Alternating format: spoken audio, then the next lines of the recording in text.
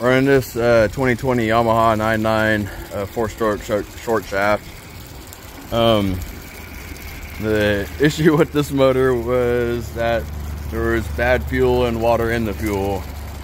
I went through the carb, cleaned it, pulled the fuel filter off, cleaned it, flushed the whole fuel system, put everything back together, ran the motor, tuned the carb, adjusted the idle, and that's where we're at now. But bad fuel.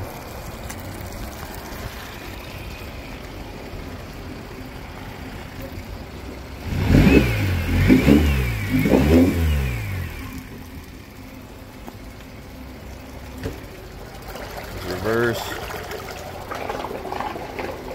neutral, forward, neutral, there's off, there's on.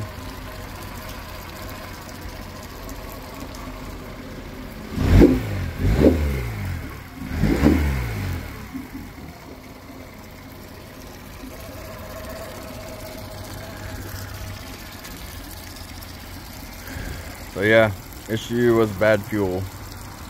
Everything's working like it should now.